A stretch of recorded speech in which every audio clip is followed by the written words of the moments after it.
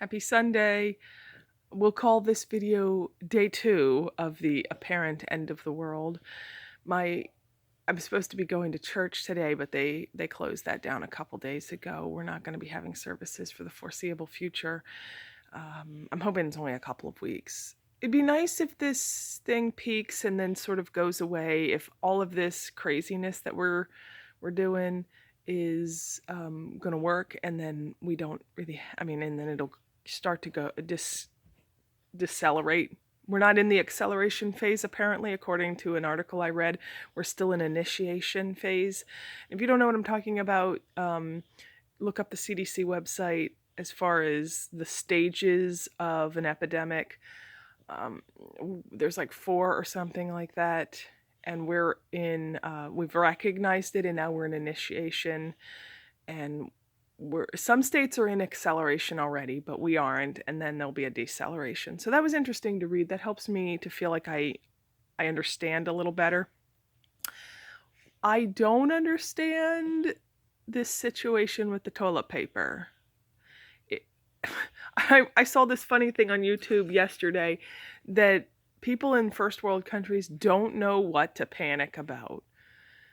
Food, okay. Water, okay. I'm not sure I agree that people should be taking the sanitized water out of the baby section. That's not right. If they're out of water that's intended for adults, leave the gallons of water that's intended for formula alone.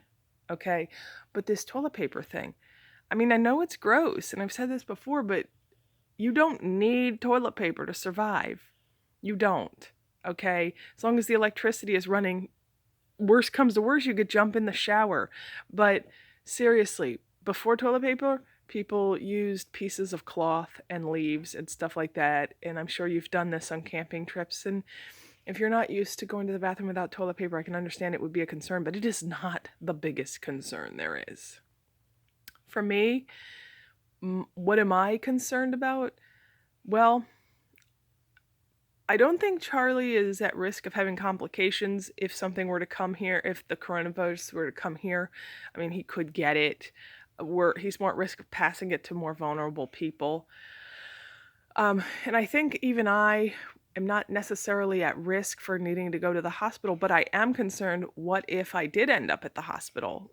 Would they separate me from my baby? We're a breastfeeding dyad. And I've gone everywhere from saying yes, they would separate us, to, well, if we are a breastfeeding dyad and I ended up in the hospital, he would obviously be a person under investigation because he's in such close contact with me. And is there some way that they could quarantine him to the hospital so that we could stay together?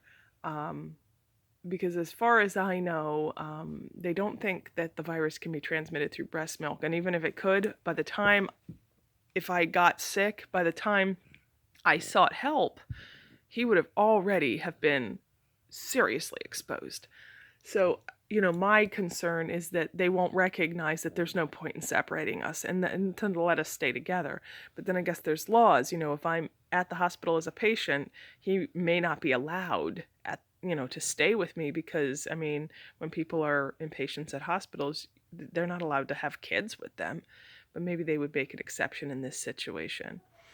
If he ended up at the hospital, I know I'd be allowed to stay with him, because that happened before. I talked about it in the very beginning of my vlog. So, I would very clearly be a person under investigation at that point. What if both of us needed to end up in the hospital? He would need pediatric care and I would need adult care. Would there be some way for them to let us either be together, or if we were in the same hospital, come together when he needed to breastfeed? I don't know that this has really been addressed. And I'm a little feeling like when all this blows over, maybe breastfeeding mothers need to pull together and sort of be like, this needs to be addressed in like breastfeeding and child welfare laws in general.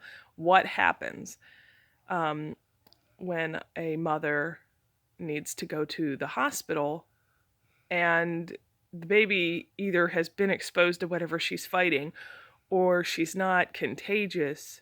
There needs to be, I think, at least at the state level, laws that address what to happen if she doesn't want to be separated from her baby, or if she has to be separated, if there's some sort of provision to allow her to come together with the baby.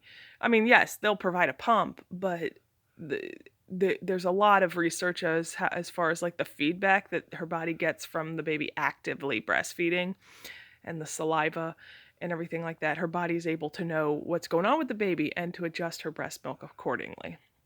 And that requires the baby to, if she's a breastfeeding I mean, there's people that actively pump, but if she desires to actively breastfeed, I think she should be allowed to do that. I think that should be part of breastfeeding rights.